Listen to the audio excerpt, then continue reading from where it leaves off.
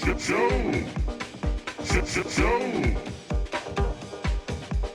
you want to be a, you want to be a dungeon master. That's great. We're here to help. I'm Taylor.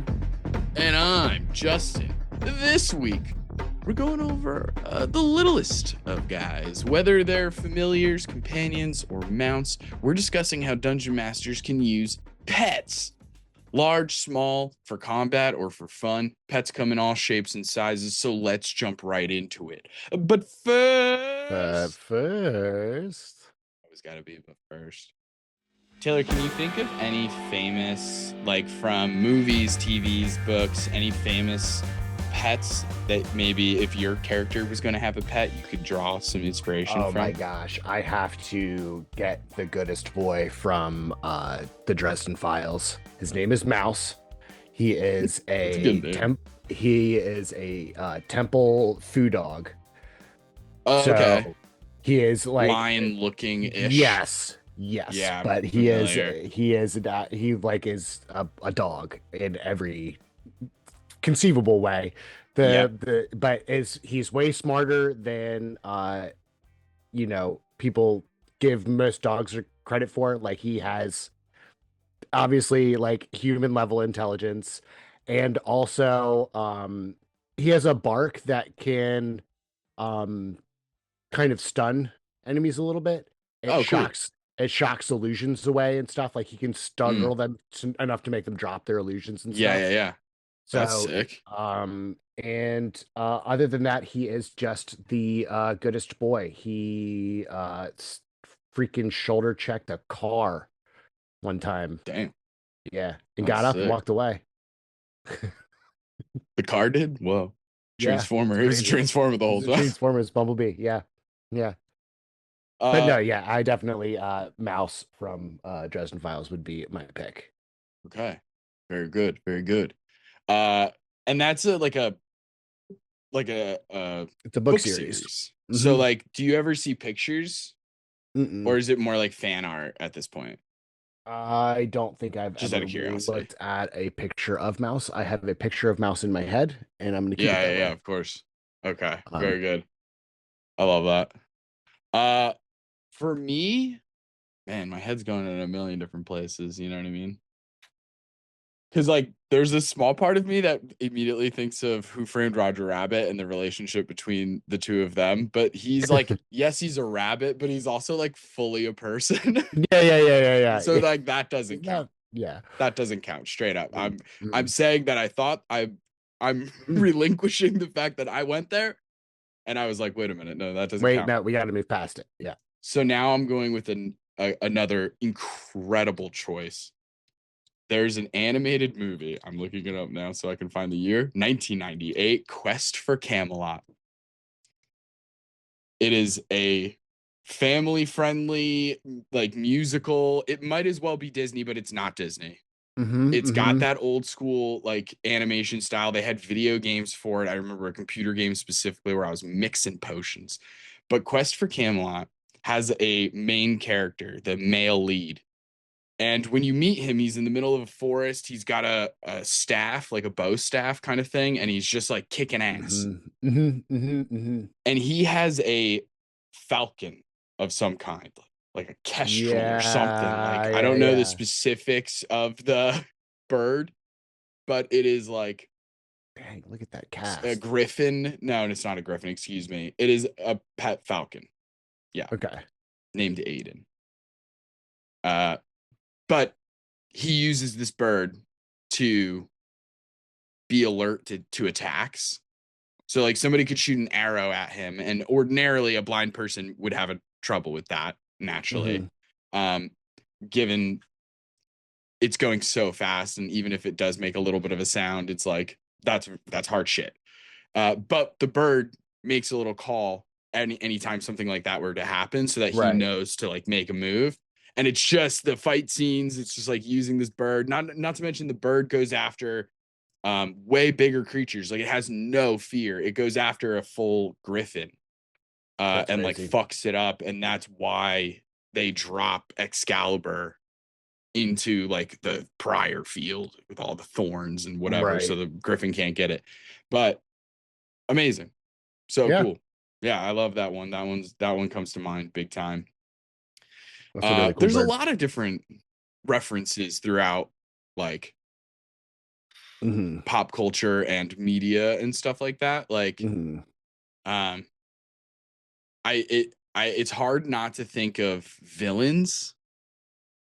Like again, you could go to like I don't there's so in some Disney things they're so personified as people practically, like Iago for Jafar would be an Hmm. example, but like again, practically a person, Iago. Right. Even though he's fully a Right. parrot, like Hmm. the way he's the level of communication, I know parrots are smart, but not that smart. Yeah, yeah, yeah. But you do have some, like if you think to what is that one? I think it's one of the rescuers. It's the one with the little monitor lizard guy who steals the Oh, Rescuers Joanna or Down something Under. like that, Yeah. that steals the Joanna. eggs. Yeah, yeah, yeah. And then the big golden eagle that's freaking enormous that they fly Yeah, on. Yeah. yeah. But It's yeah, like a Joanna. 747. Yeah. But that little lizard Joanna the lizard. is Yeah. one of those things where they've personified it. Like they've given it Mhm. human characteristics in some regards. It Right. is smarter than how a lizard should be. The way that it was playing around with those eggs and like Hmm. trying to fake out the guy. But it was still an animal. It was still a pet. It was still a Right, right, right. companion.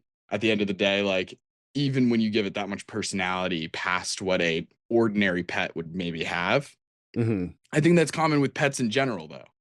You and I both have cats. It's Yeah. easy to anthropomorphize your cat sometimes. Like I'm having full conversations with this Oh cat. yeah. Like, you know what I mean? Like it's embarrassing sometimes, truly. I'm like, come on, man. Cut me Yeah. some slack on this. She likes to do this thing in the morning where Jessica will wake me up by walking across my face and pillows. Mm. And I'm like, I've seen the litter box. I know what you get up to. Right. No, thank you. Get off my fucking pillows. Right. Dragging your primordial pooch across my face. How dare you? How dare you? Straight up disrespectful is what it is. No respect around here. No respect. So let's get into the episode. Let's Yeah, get let's into do it. this Let's do it. episode. But first, I do have to talk about the Patreon. Gang, you got to get on the Patreon. Cool things. There's all kinds of magic items that you get just for being a member. And then at the tiers, it unlocks practically everything else. You get bonus action episodes where we're talking about everything from K dramas to creating one shot homebrew things, some interesting stuff. And then we have the action surges, which will be coming out shortly for Oops All Healers, all the behind the scenes little table talks with the casts after each episode, and other homebrew content. There's a ton of stuff coming. I'm creating a document right now. I'm on like page 15 or 16 of a whole document of goblins, like 8 different NPC goblins with their all kinds of like quirks, little lore bullet points that you can draw on that you just pull from.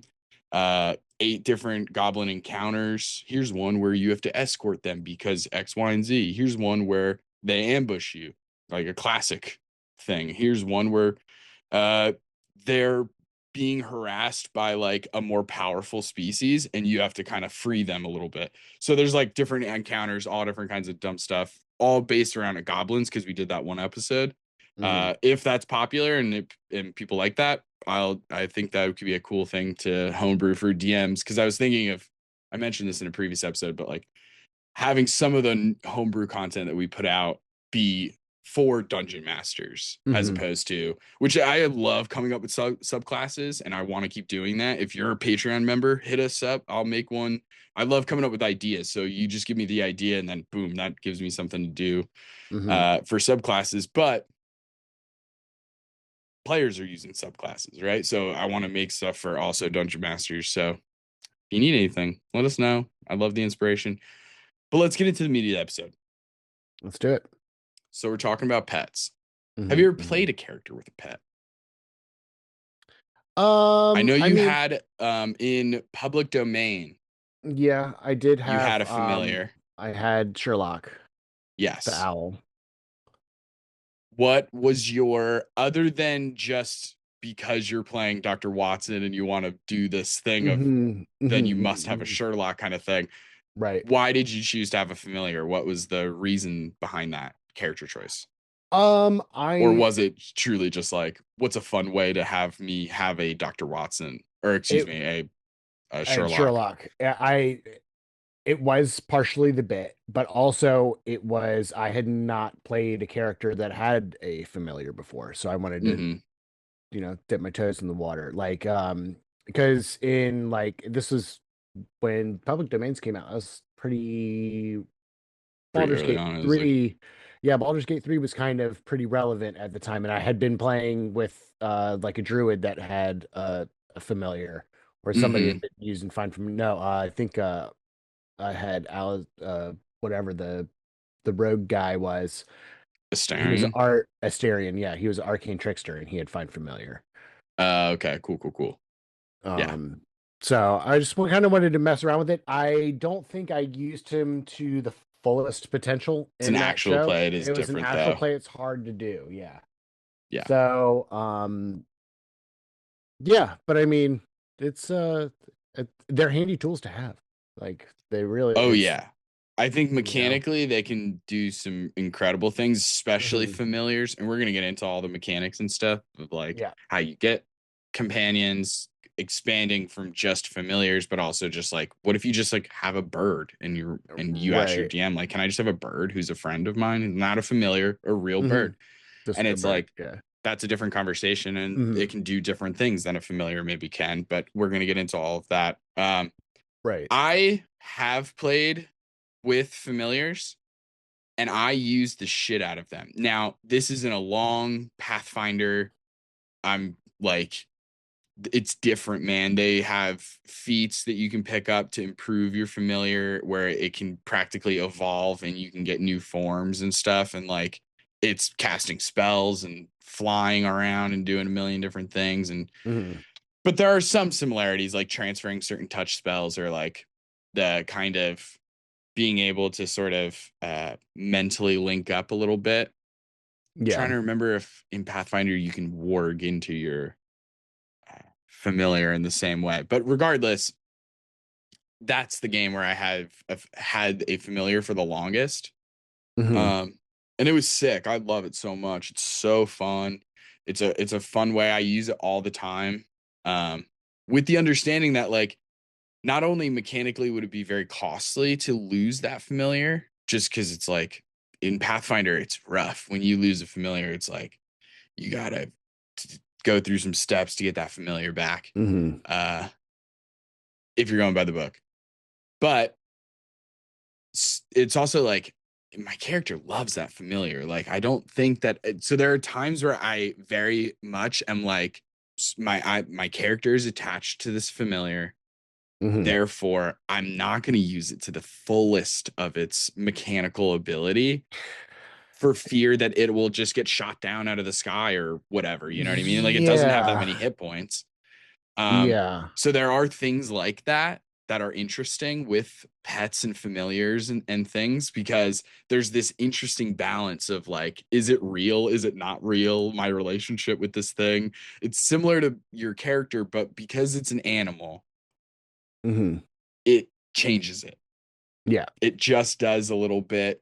Yeah. I hate that it does in certain regards. I'm fine with the idea of like all life is sacred. That's beautiful. What an amazing notion. Um, but I am one of those people that I'm gonna put humans above animals a little bit, just a smidge because of humans. Hmm. But there are a lot of people who will have harm to animals be like a red flag at their D&D Yeah. table. Yeah. And that's one of the things I want to mention because we're talking about pets, we're talking about familiars, we're Hmm. talking about even things like find steed, find greater steed, whatever, magical things like a phantom steed, whatever. Like some people are going to have different varying levels of boundaries when it comes to harm to animals. And it's Right. all basing on many different things. We use a system for our like actual plays and like people we play with on casts for uh getting to know people and where they're at for different boundaries. And we use kind of like the way I explain it to people is that it's like if you think of a traffic light, like your most stereotypical American, at least I can't speak for traffic lights in every country, but in America, Right. they have three colors: green, yellow, red. Green is go, yellow is slow down, red is stop. Right. So if something is like, hey, I am going to have a familiar, it's going to die sometimes, but that just means that it poofs into its other plane of existence until I resummon it back. It's not actually dying. Let's even just go so far as to pretend like it doesn't feel any pain. Right. Because who cares it whether it feels pain or not isn't never it doesn't get really going to have a huge bearing on your story, right? Like Right. you're like, hey, Mr. Bunny, how painful was that wizard's evil spell? That way we can gauge. Like you're never gonna have that conversation. Yeah. So like, Yeah. like let's chill on that. So that would be more like a yellow light, right? It's like we can there can be harm to animals, but like that can exist in the world, right? Like But we don't the have villain, the to show dragon the comes in and suffering.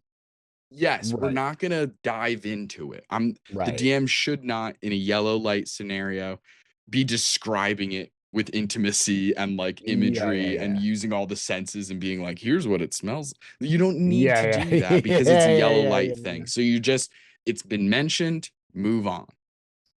Red light would be like, don't even mention it. When the dragon comes in and scorches the whole fucking kingdom, it's implied that duh, animals are gonna get hurt. Like that's duh. But like you Right. don't need to even mention it. It's a red light thing. It's just the dragon came out and torched the thing. You see a bunch of people screaming, fires going on. You Yeah. don't need to be like, and I have to mention a bunch of cows ate it. You don't have to Right. do that. Yeah. The red light situation, you just wouldn't mention it at all. That's how we usually handle that. It's always going to be on a spectrum. Certain people are going to have different things. I've met people who, through whatever reason, I've never even asked because it's not important, but whether it's something that happened in their past or I don't know, I've never asked because it's truly like once somebody gives you a boundary, I'm kind of like, okay. And that's kind of with the exception of me maybe being like, oh, can you explain that a little bit? I don't understand what you're saying. With that exception, I'm not really asking a bunch of questions. I'm kind of just being like, okay, accepting it at face value and being like, got it. But some people have things with dogs, like specifically, maybe there's an animal. People have fear of spiders or whatever. So it's like, hey, sorry, dude who wanted to do a spider mount. Like that's sick. That's cool. Right. In some games that would be dope as hell. I've thought about playing a ranger who has like a giant spider as like their beast. Yeah. And like how cool that would be to like set up webs and like, dude, that's cool, dude. It's like that could be something. But some people have fear of spiders and it's just like it's off the table. So you just don't play that character for that game. So that's something to think about when you're going into this. And it's all about communication. So as soon as the player comes to you, because everybody wants to have a pet, pets are fun. Yeah. We're going to get into all the whys and stuff, but oh man, I forgot about the short-lived the chipmunks. Oh yeah. Alvin and the Chipmunks. Alvin and the Chipmunks. I did as a have result those. of drawing a card from the deck of a few things. A few things, yeah. Yeah, I But got they yeah. every one of them met with a tragic end, and it's sad, but It was tragic. Yeah. it was tragic. That's kind of what happens when you're just a chipmunk, because they were just straight up chipmunks, and I'm a frontliner, so it just kind of happened. Yeah. And they had like different benefits and stuff, and like the benefit lessened as they perished. Yeah. Like a +3 and then a +2 and then a +1. But it was fun while it lasted. And that's a good example because we'll eventually talk about like what the DM does. That's an example of me. Like I forgot that the chipmunks existed for so long. There were so many sessions where I think both of us were like, Yeah. what chipmunks? Yeah. And that's, you know what I mean? That's like one of those things of depends on what the player wants. Like, I don't think that necessarily bothered you that I also forgot about the chipmunks sometimes. Cause it was like, not necessarily a huge part of Cal's life. It was just like a silly thing that was a random chance thing. So it was like easy come, easy go. But other characters have had their pets from the get-go, from level 1, and different, Different. Yeah. and we handle them different ways. The familiar, we have the understanding of like, it is possible that Nebula could get hurt or Mhm. perish, but we understand that when Fellis casts that spell again, it's the same bird. It's still Right. Nebula. Right. And so there's all different kinds The of spirit is not alternatives. destroyed. Just Yeah, for and the that's like you could play that different ways. Maybe Yeah. when you cast, like I had this idea of casting Find Familiar in such a way that when I cast it to in different forms, oh, I'm summoning a spider this time, I'm summoning a rabbit, I'm summoning a Mhm. bird, whatever it was each time, that it would be a different animal, not just in form, but like it's A not the same different. familiar. Right. I gotcha. It's So not like it's this that familiar you that's have a changing shape. It's spider. like I'm Right. summoning different things, Right. as if I have like Pokemon. Like Mhm. I'm summoning different Pokemon and they each Right. have their own personality. I call them a different name. I had that Mhm. idea one time, and that's how you interpret the spell, right? Like whatever. So in Yeah. that regard, if one of those forms perished, it would kind of be the same, I guess, because next time I summon that same form, it could just Um. be the same one. So there's all these Mhm. alternatives to permadeath. Yeah. You can even handle it like Pokemon. They just faint. You have to take a long rest before that pet can come back. But what I always tell players, this is the deal that I always strike with players who want to come in with animals, with companions, with familiars. I tell them absolutely love that. Here's how we're going to handle it though. With the understanding, it depends on how like their boundaries are with like harm to animals, obviously, Mhm. is how I'm going to word this. But normally it's something like the more useful your pet is, like the more mechanical you're getting with your pet, the more likely they are to come under fire. Yeah. So like if you're like, we have a player in one of our home games where it's just like they have a little frog guy and that frog guy doesn't do anything. Not a single mechanic. They've never rolled dice for that frog. That frog has never tried to do battle, never tried to make an Mhm. attack, It's just a never cute. even like scouted, nothing. Mm-mm. Therefore, that frog is immune to all damage. Like when the Yeah. player Yeah. gets hit Yeah. with a fireball spell, I'm not asking the frog to make a save, right? Mhm. Like, number one, the frog Mhm. would die instantly. It doesn't Immediately. matter. Doesn't But that's matter if not it how we're saves. playing it. We're Right. playing it like, even when the character dies, like the frog is Mhm. fine. The friends will just have to grab the frog. Like, that'll just be a thing. And then the frog will continue to live forever until it dies of old age when we agree. But like, Mhm. that's it. Because the frog doesn't get used, the frog is safe. Yeah. Now, if somebody has a mount named Mr. Bubbles, and Mr. Bubbles is jumping 60 feet every fucking turn, and then we're jumping at the apex of that jump to hit the flying creature with the shatter spell over and over and over Who again, did that? I'm hitting the fucking giant cat. Like, I have to. I have to. It would be crazy not to. So, like, sometimes that's gonna happen. Oh Sometimes that's gonna yeah. happen I where you speaking of, kind of I do have something that I need to discuss with you regarding our game that just kind of popped into my head now that we're thinking about pet stuff. hmm I want the find familiar spell. Or not the find steed spell. ooh, it's a pretty I good spell. technically need 2 more levels of Paladin to get it. Didn't you just ask me for another spell too? Greater Restoration. I did. I sure did, bud. We'll see. I'll have to compare it to other people's things and where we're at, because I kind of have some of the stuff Fellis is asking for. This is a conversation for off the pod. How dare Yeah, you yeah, ask yeah. me here in Yeah, I front of our know. friends? Yeah. No, we're gonna How dare see you? now. This is accountability. Now I have them on record. Yeah, of course. So moving right along, that's usually my deal. The more mechanical, the more useful and like dangerous your pet is, then the more dangerous life is for that pet. If you're sending it on scouting missions, there's a possibility it gets seen. That's just how Mhm. it works. If you're using it during combat, it can get hit. That's how I play it. That doesn't mean that you have to play it that way, but that's what works That for just me and means you got to everybody get that I've some talked to. sweet plate mail for your pets. That's what I'm talking about. you You know? could, and we could talk about upgrading pets. We'll get Let's do there. it. There's a thing on here of how to pet. Um, so first, who gets pet? Who gets pet? Who gets pet? Think about it. Who gets Who pet? gets pet? First thing that I think of, some subclasses, they get pets. Hmm. We've They talked get about pet. them in the past ad nauseum. There's everything from the Circle of Wildfire Druid, the College of Creation Bard, the Steel Defender from the Hmm. Battlesmith Artificer. Yep. There's a couple others I'm thinking, probably Beastmaster from Ranger, probably a couple others. But that's just right off the bat. You just get that. Those are all unique. Usually they're done similarly with the whole Right. like you got to use a bonus action to get that thing to do what it's going to do because it's like part of your turn.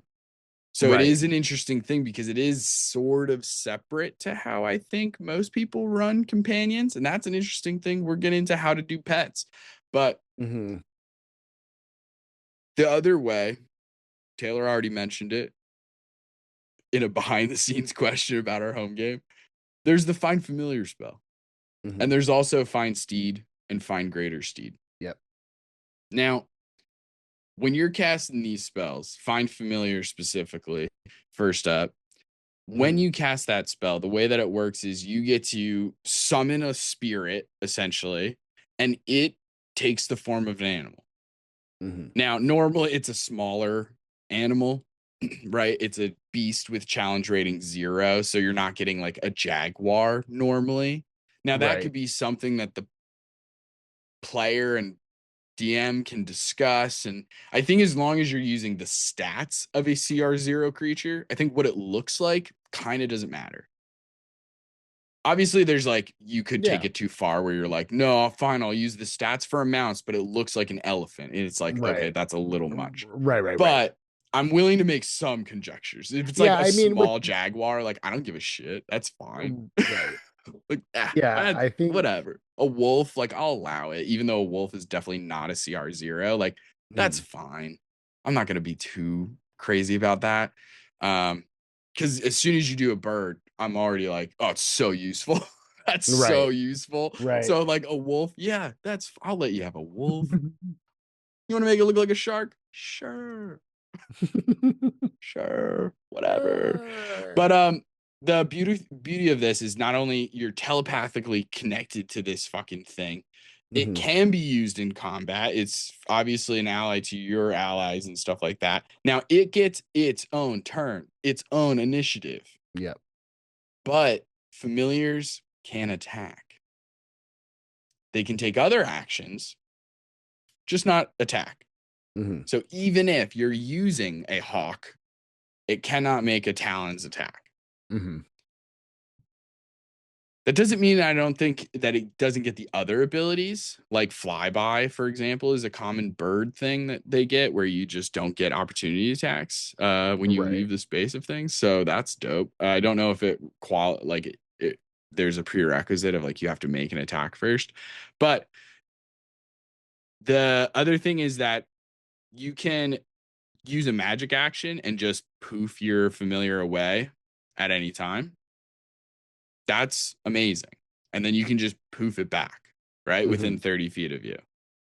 So the idea that you can do that, I think, is one thing that some people I. forget about. I think it's an underused tool. Like just I've seen Liam O'Brien of Critical Role, campaign 2, he plays a wizard. Hmm. He plays a wizard how I want to play a wizard. He really focused on spell components. Like he made it a point to track down components during previous episodes so that there's this like build payoff of Hmm. like, remember that thing I bought? Like now I'm using it for the first time. Like it was very cool. And also he used a familiar to the best of its use, in my opinion. He changed its form constantly. He changed it to an octopus when they went underwater because the octopus has dark vision. So then Mm. he strapped the octopus to his face and then warged into the octopus. So he's using the octopus's senses and now he can see underwater. and it was fucking awesome. And I was like, that's some gangster wizard shit, dude. He Hmm. turned it into a spider and sent it into the enemy's like hideout, Hmm. and it went under the doors, climbed up the wall, onto the ceiling, climbed on the ceiling the entire time, and just went from room to room to room, came back with the entire layout of the hideout.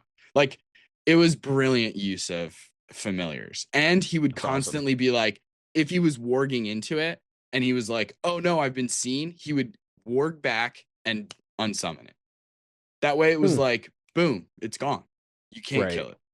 And then I can just pop it right back next to me. Like, the way that he played with it was just one of mechanical mastery. It was truly using it to the best of its abilities while also being deeply, deeply connected to it. To the point where later on in the campaign, he like releases his familiar. He like says goodbye to his Huh. familiar and he stops casting that spell. It's a beautiful story arc. Like, it goes back to like he talks about how like that familiar was like his only friend at a certain point. Like, the only thing he could talk to was a cat. And so it was just like this whole beautiful story, the connection. Like, he had a Hmm. reason for it while still using the shit out of it mechanically. Right. Anytime somebody hurt the cat,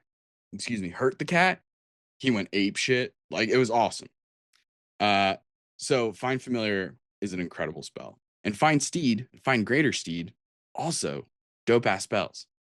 Yeah. So like Find Steed, you're getting everything from horses to different things. In 2024, they updated it to where now it's just an otherworldly steed. Hmm. It has its own stat block connected to the spell text and everything. Whereas in 2014, you're actually just getting a horse, a camel, you know what I mean? It was like a list of ground based mounts, pretty much, right? Right. And then Greater Steed, which was introduced in Xanathar. So there isn't a 2024 version of this spell yet. But for Greater Steed, that's where you're going to get griffins and pegasi and unicorn. I don't Hmm. know if unicorns are on the list actually, but things Mm-mm. like that, like insane things. Flying things that do a lot of combat, a lot of damage. They have cool abilities outside of that, you know. I think Hmm. like a Periton is on the list too. There's like some weird ones. Hmm. But they're The dope. I mean, you're summoning a creature, no concentration. It takes a spell.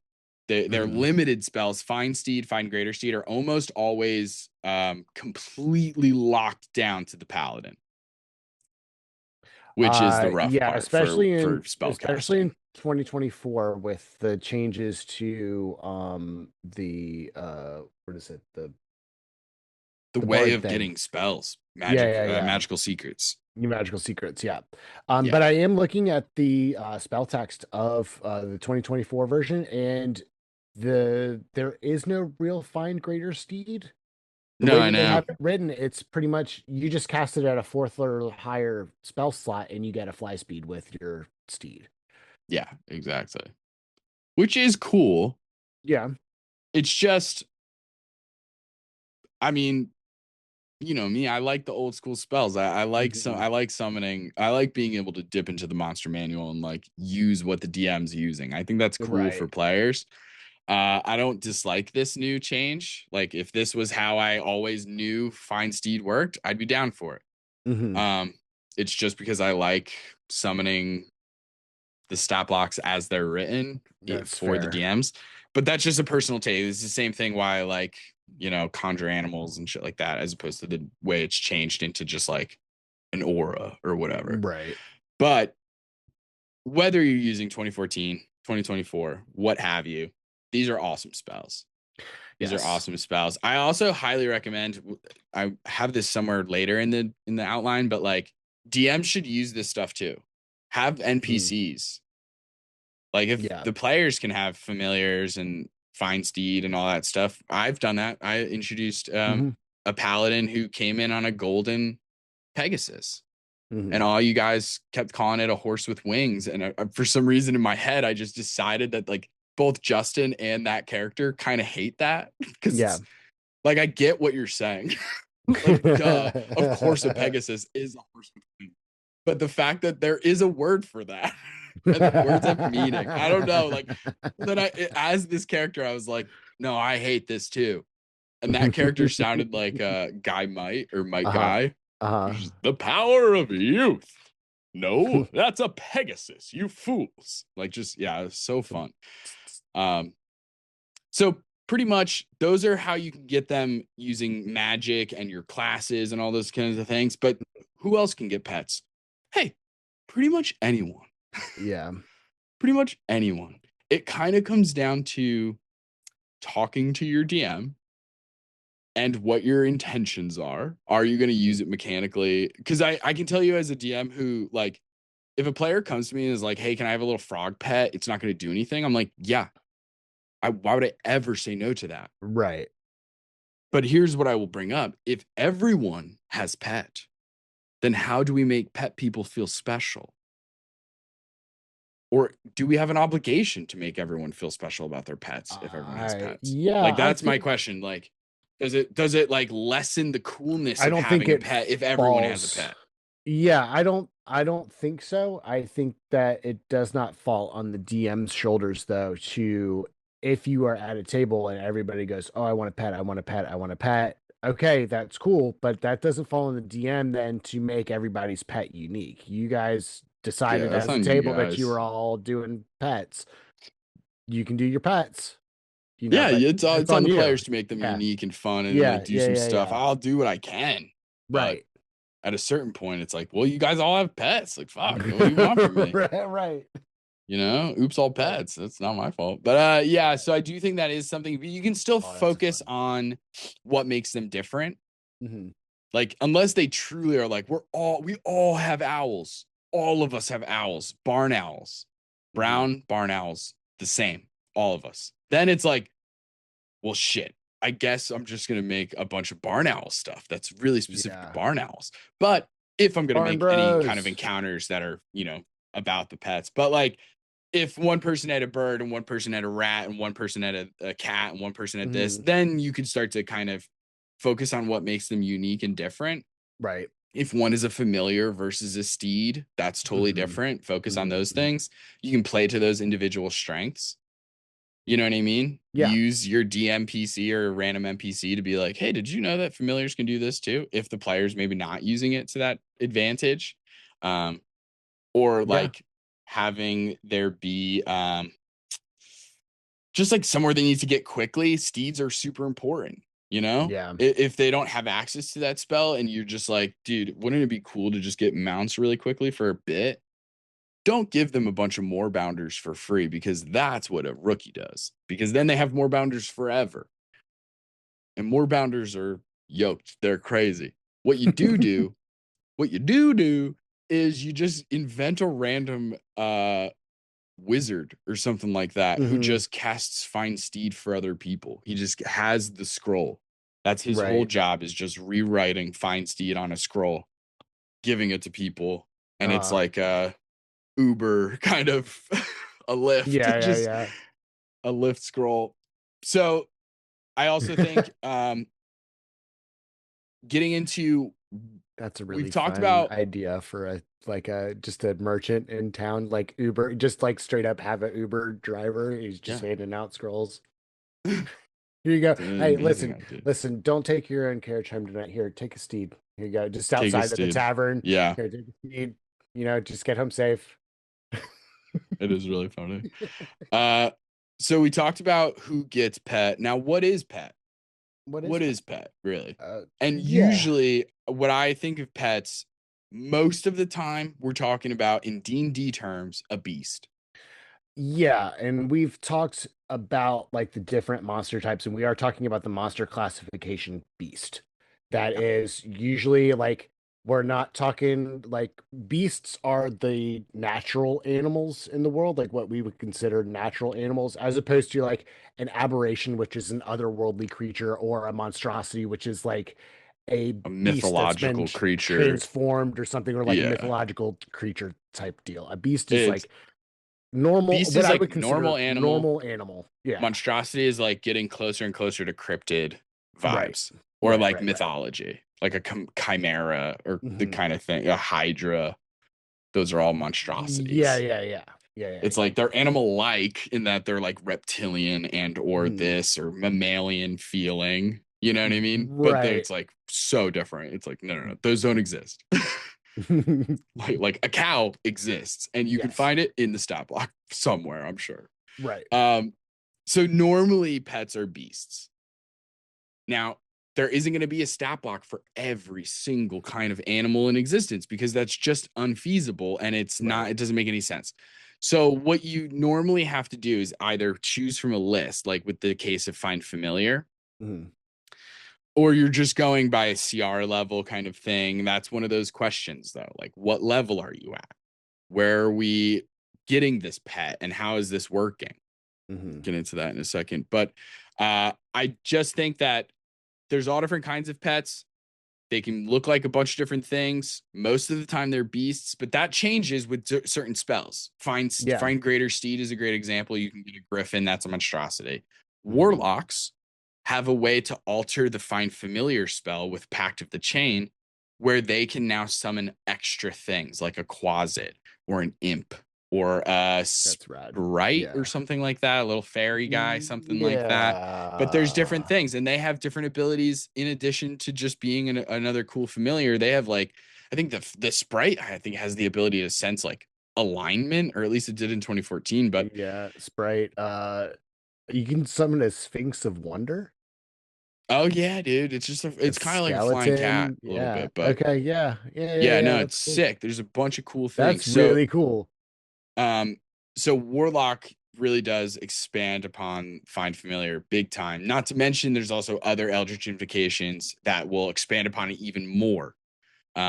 Upgrading your familiar, which is something really Mhm. interesting to consider, whether that's like mounts, upgrading it with armor, upgrading it with just abilities. I mean, we did the thing of like, you guys got these more bounders, and we did a series of animal handling checks over like periods of days and traveling to see Mhm. like, is this more bounder gonna stay by your side in a fight? In the fight. Yeah. Or like, did you earn their trust in that way? Like, that's how we played these creatures, as like, this isn't just like a horse that like it's been Mhm. beaten down and broken in. And not that you have to Mhm. beat a horse to break it in. You know what I Right. mean? Right. Right. Broken Yeah. in, the phrase of like teaching a Yeah. horse It's like, you will be stay on ridden the by path. man. Yeah. Yeah, Stay I on the don't know. path. Stay. Listen Yeah, yeah, to yeah. what you're. Yeah. Yeah. Yeah. No. Oh, This the was. yeah. Yeah. Yeah. Yeah. Yeah. They're just teaching him Because, the ropes, but I did. I really the reins. enjoyed that sequence because it kind of did make me feel like I was earning the use Especially, of this yeah. because I Especially because not other people only weren't doing as well as you. right. So that Yeah. Yeah. also, Yeah. by I was. comparison, you're Yeah. like, Yeah. oh, Yeah. my guy loves me. Your guy doesn't Yeah. like you at all. Your guys are mad at you, but my guy, he's gonna yeet me into the air so that I can attack these things in the sky I over know, and over right? and over again. It's awesome. But because I mean, but then also like past the point of learning how to like fight together, I also taught it how to use like plate mail, like how to Oh yeah, like move how in to the barding and stuff like that, like how to up like I've had a long period of time like to the point where like I would like to take mounted combatant, but I need to be able to have there's so many times when I don't have Mr. Bubbles in combat that it's not really feasible. right, right. What if could I instead of find Steed, what if I just give you a Pokeball? That's perfect. I'd be fine with that. I think that I'd be more okay with. Okay. I don't know why. I feel like it's the Because same thing. well, I don't so know because why. there's also I guess because the instance in I that know last you, and you're gonna make Find Steed even worse than me giving you a Pokeball. Because you're gonna be like flying in the middle of the air and be like, Find Steed, something crazy. You're like, no, no, it's not for me. I'm dropping a horse on them. And I'm gonna be like, God damn it, Taylor. So I think a Pokeball is actually safer yeah, no, somehow. it's so Because I would we've really seen like Mr. that Bubbles is because mortal. yeah, yeah, I had to send him out of our last fight. Like I had to make him run away. He was at like Yeah. he was at like 4 health. I Yeah. was like, It was you get dry sample. brutal. You guys get the hell out of here. It's brutal. Yeah. That's one. But That's no joke so my because only thing he's about just so helpful. yeah, Find Steve though also lets me give him more health is the other thing that made Yeah, right. He's got to take the tough feet. So here's the thing. Next up, where Yeah. and when excuse When me. Brain fart. Where do you pet and when do you pet? Right? And I think here's what I'm thinking. When I'm thinking of where to pet and when to Mhm, pet, mhm, I'm mhm, thinking pets in D&D are great for a couple of things. mhm, Obviously, you have like steeds have their own bag because their literally movement is often the game.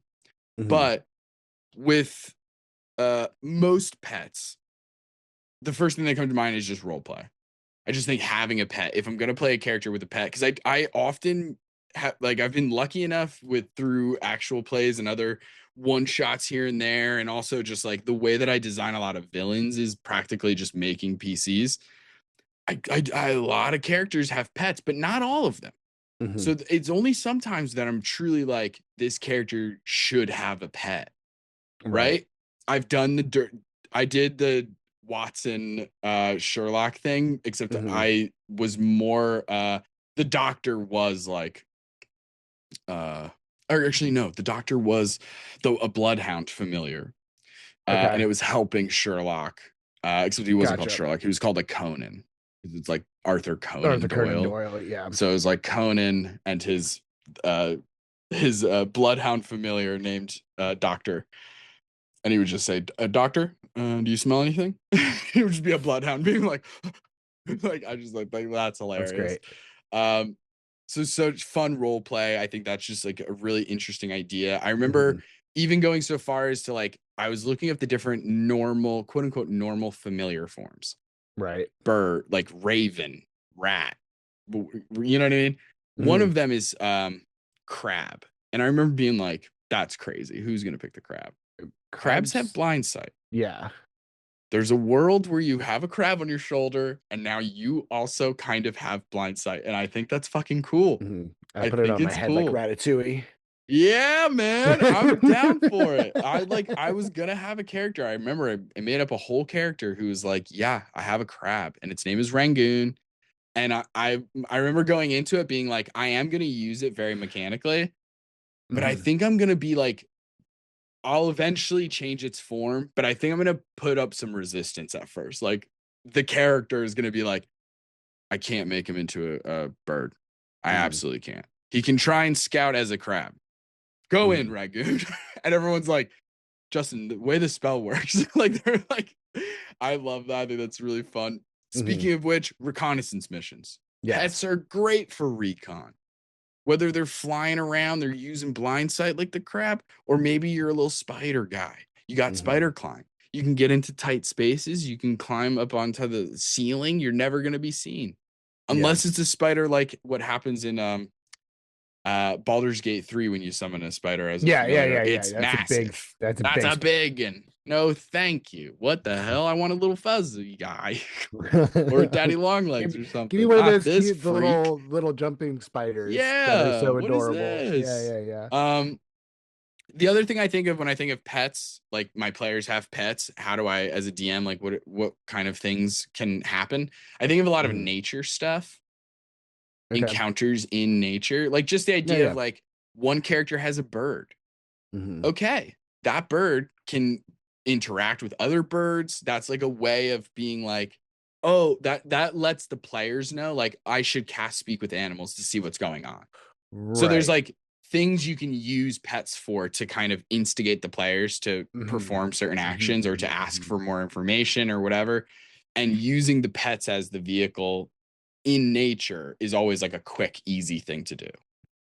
You know, if Yeah. somebody has a familiar, it's very easy to be like, well, animals sense things like, right? Like we've all seen videos and it happens in movies all the time too. Like, oh, Mhm. there's an earthquake coming or a tsunami coming. Like, who Right. And all reacts the first? animals The go animals. crazy. Yeah. Exactly. Like, so you could use that. If a Mhm. Tarrasque is around the corner, you can do that. You see huge things of birds moving. Your Right. pets start to notice that. Mr. Bubbles starts to freak out a little bit. You, Taylor, and also Cal, the character, both of you would kind of be like, something's up. Mhm. So then you would naturally be like, DM, can I do X, Y, and Z to see what's Right. going on? And that's what you want is the DM is the Mhm. interaction. So it's like Mhm. Mhm. Mhm. using pets in nature usually is like such an easy thing to get through.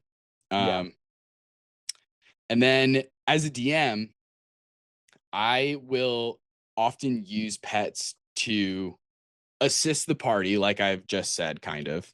Mhm. Um, Build connections with NPCs who love animals. Like I've done that a couple of times where like um if Fellis has her pet familiar, like Fellis actually one of the very rare times Fellis almost never changes the shape of Nebula. And in a town where everybody had snakes in the Shadowfell, Yeah. she changed her snake to, or excuse me, her raven into a snake. And it was Mhm. really, to me, it was like one of the things I'll remember just because of how infrequent she Infrequently changes she the form. does it. Yeah. So that was really cool for me. But I also think you can use pets depending on where you're at with the boundaries and stuff. You can also use pets to heighten the stakes because, Mhm. boy, howdy, somebody's going to do some shit when their animal gets hurt or they're familiar. You know what I mean? Like I am those people. Taylor's for our audio listeners. Yeah, yeah, Taylor's yeah. raising their I am hand. this. So I yeah, am those you people. see that. That is real. That does Yeah, happen. yeah, Um, so now we've talked about who pet, we've talked about what pet, where and when pet, but yeah. why Mhm. pet? Why pet? Uh, because gosh dang it, people like pet. I think People like them. that's why pet. I People like mean, pets. the whole point of the game is to have fun, and I think that having little guys at the table makes things more fun, and people are more likely to, let the guard down a little bit and get more silly because it is Hmm. just like a little pet, little thing that you can kind of josh around with.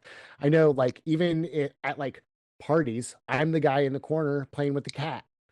Oh yeah, Like same. being Same. it Yeah. If just there's kind of a helps me be in that social situation to have something external to put affection onto so mhm. that I'm not freaking out about the fact that there's 30 people in the room that I don't Yeah, know. yeah, yeah. The cat's not asking you what you do for work, Right. right? Right. We Where can I just gotta hang go. out. Yeah, Yeah. so I'm kind of like a professional DM, I guess. I have Yeah. one group that pays me. Yeah, yeah, yeah. I'm kind of like a content creator, struggling on TikTok. Yeah, we do a podcast. But Thousands of yeah, views coming from Vietnam. Thousands of views. We love you. we Hanoi, love you we love you. all. Good morning, Vietnam. And I've been saying it. So, 100% people love animals. I've Mhm. loved animals my whole goddamn dang life. Do you know how much money we Mhm. spend on encyclopedias that have animals in my household?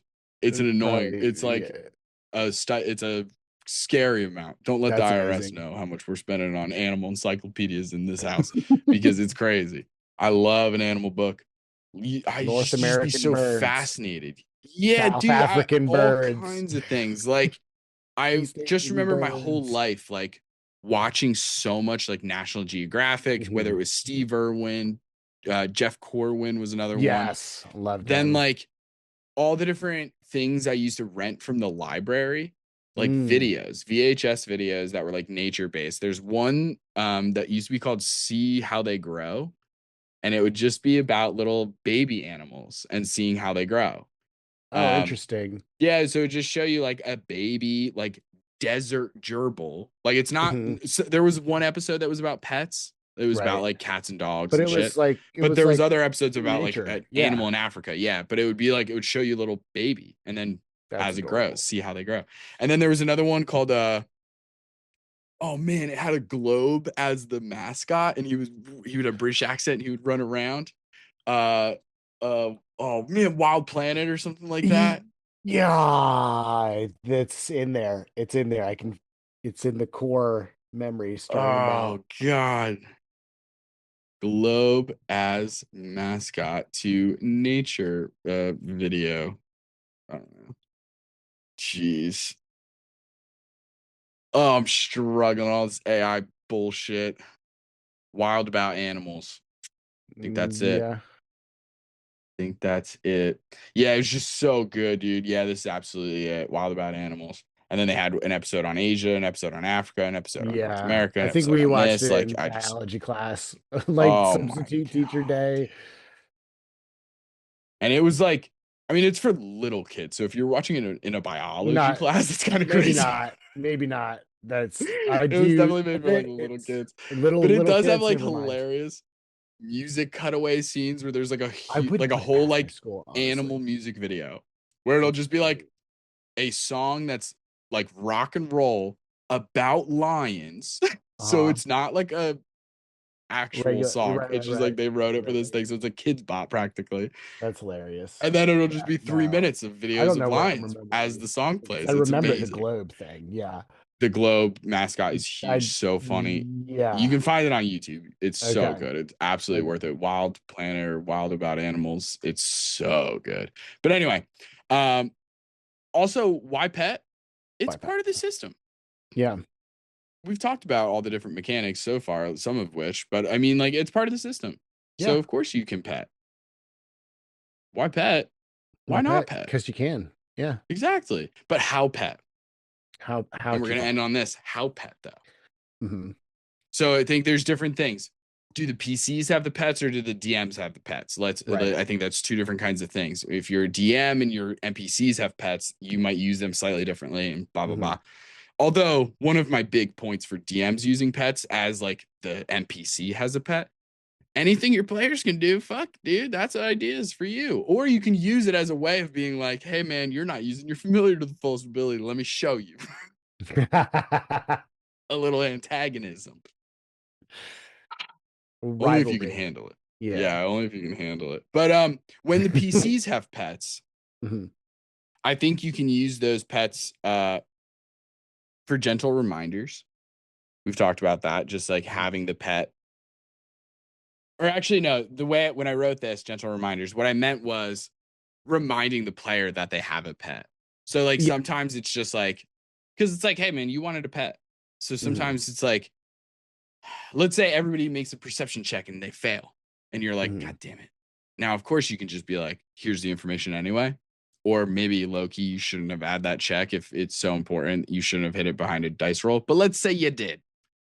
You can be, oh, wait, don't you have a pet? Mhm. Let's have that pet make a perception check. Yeah. Yeah. So you can use it in different ways of, hey, don't forget you have a pet. You could send that pet in and have that pet scout around a little bit if you guys are nervous about what's coming up. Hey, Right. don't forget you have find familiar. You can change the familiar's form so that your underwater adventure you can still have him with you.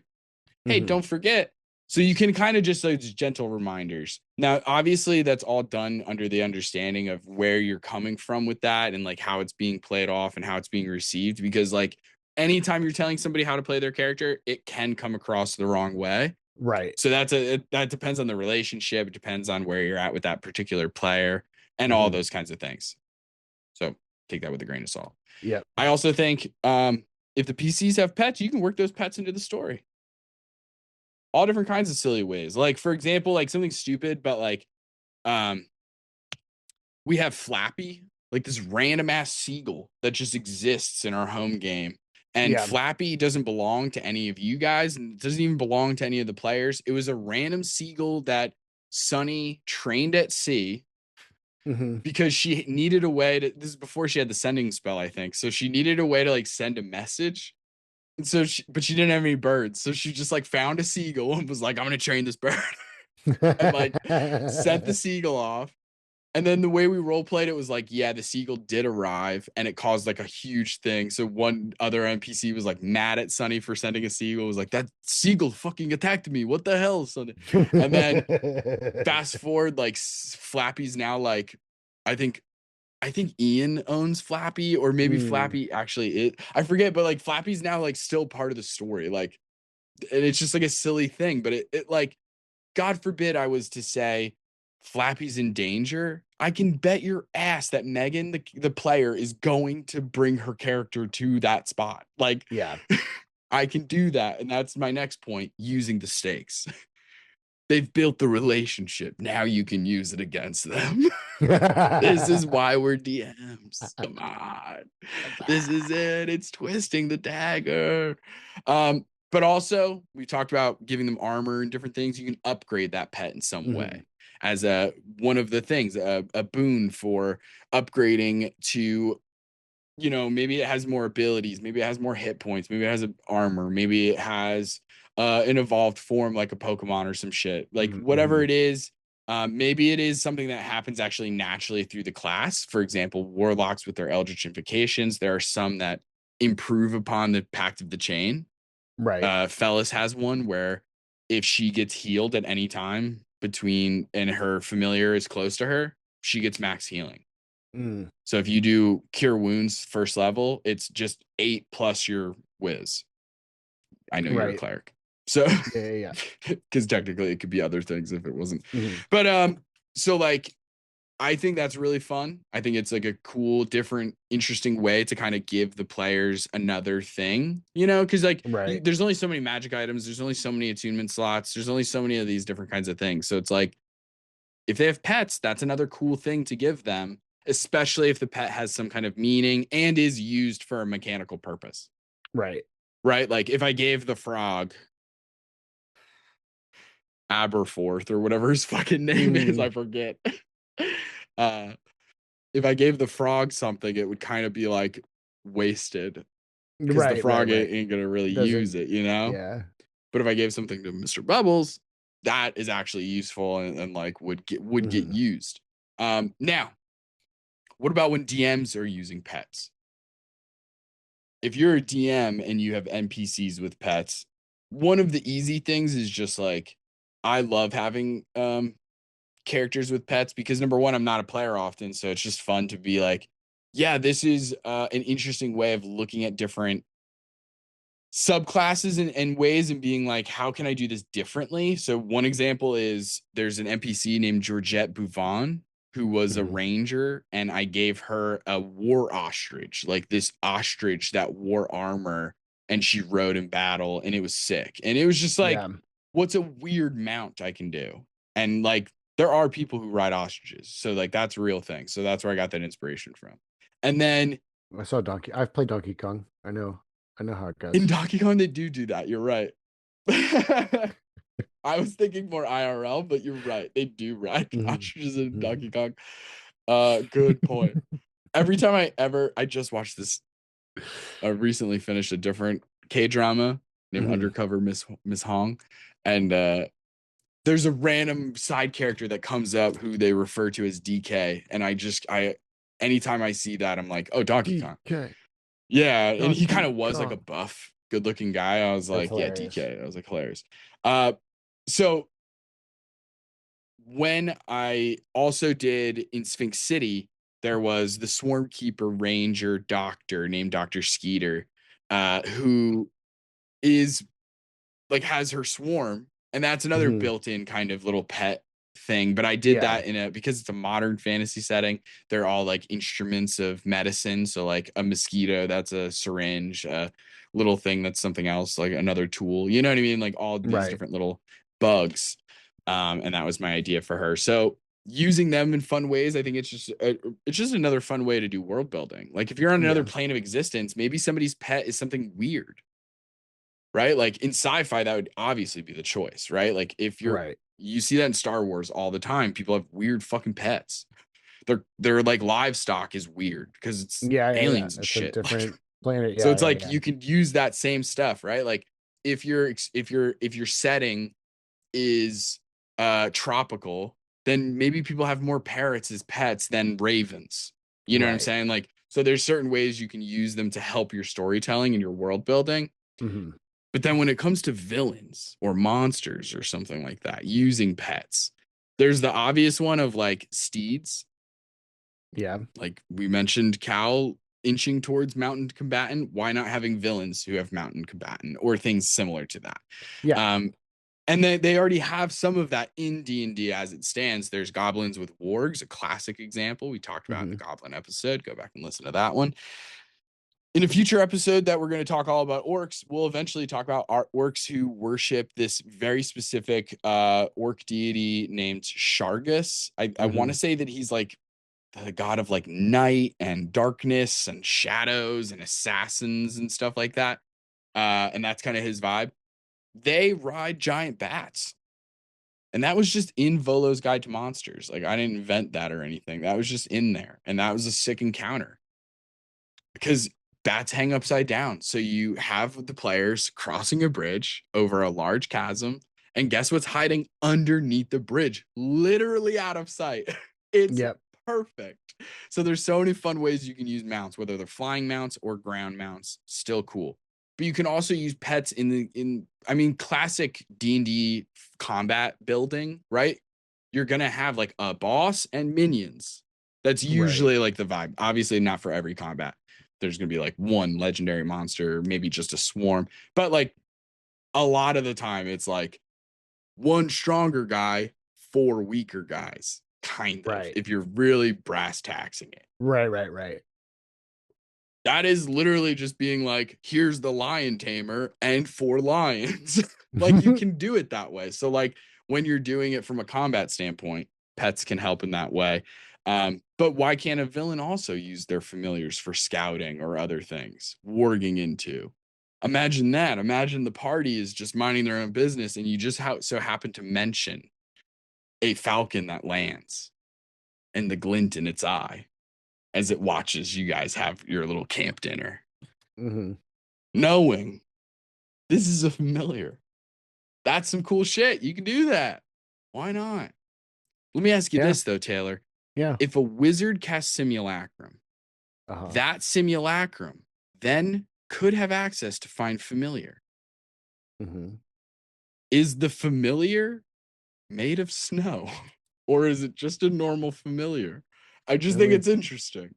I think it would just be a normal familiar. I think so too. As I was asking the question, I was kind of like, oh, I don't think this is as interesting as I thought. But it kind of does beg the thought for at least a second. And then we simply must move on. And then we simply must, yes. Because gang, it's that time of the week again. It's our favorite time of the week. It's time for Monster of the Week. Okay.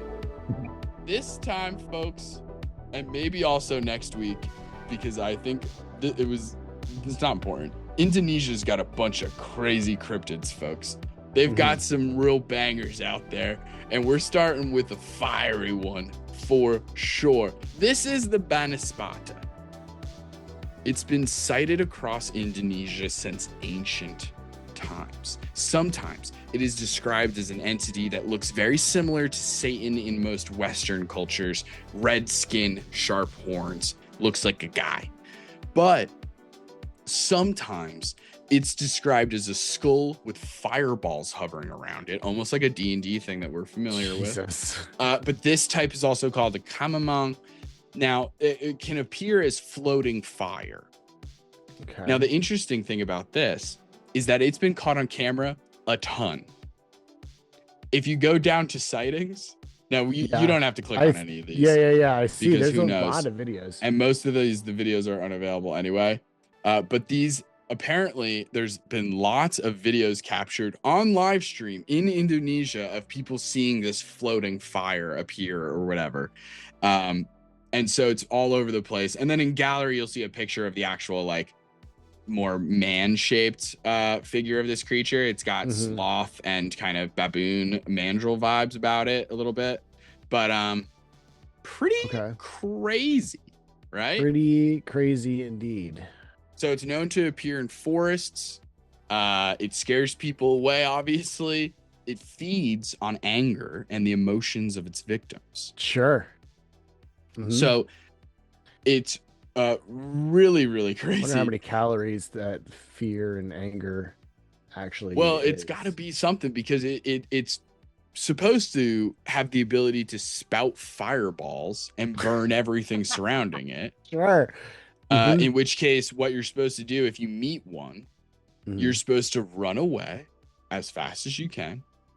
And while you're running, start praying.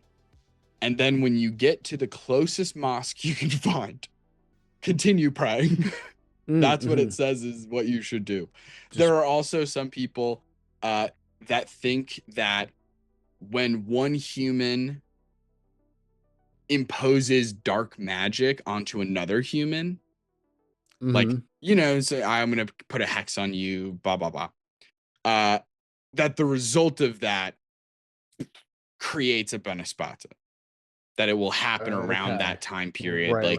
If you see one of those, then that means somewhere nearby a Somebody's person gotten did some cursed. shit against another person. Yeah, they use the evil eye or something to that effect. Okay. And I it's like a gotcha. sign of that, like a natural phenomenon that happens because of the negative energy kind of thing. Okay. So it's pretty cool Cool. shit. I really like that a lot. I think Yeah. that's a really, really interesting one. It's wild, the pictures and videos and stuff. Mhm. Like, that's interesting. Obviously, as a skeptic, I am gonna feel my own feelings about it realistically, but it's a cool different way of thinking about a fire spirit. Yeah. Because, you know, fire Yeah. elementals in D&D, it's challenging to use them and make them feel unique over and over again. But this is like a cool take on it. Number one, it's flying in the air. It's a skull. It's related to negative emotions and hatred and stuff like that. So you can play on that. Maybe it's like the sight of something that really negative, something happened and this came out of it, you know? It'd be really inspiring. Pretty cool stuff. Check it out. Yeah, absolutely. But that's all we can get into this time. You can find us on TikTok and Instagram at So You Want to Be a DM, or you can ask us a question at soyouwantobeadm@gmail.com. If you liked the episode, don't forget to give us 5 stars and review wherever you found us, and check out the Patreon, the Twitch, and our merch with the link in the description. Join us next time for more Dungeon Master tips and tricks. Bye. See ya. Hey gang, it's Justin. I have the honor of giving a shout out to the members of our Patreon gang. Nub Muffins, may Palor's light shine upon you. Marsaves, have you watered your flesh prison lately? Yazvai, the eternal library, where color and community await you. Molly Adeza, who gets yet another level up. Amy Rose Zero, today, don't forget to touch grass, be kind, and resist fascism. And there's Caden, Elijah, Tappy, and Linguini. Gang, we appreciate and love you. Tune in next time for more tips and tricks from So You Want to Be a DM.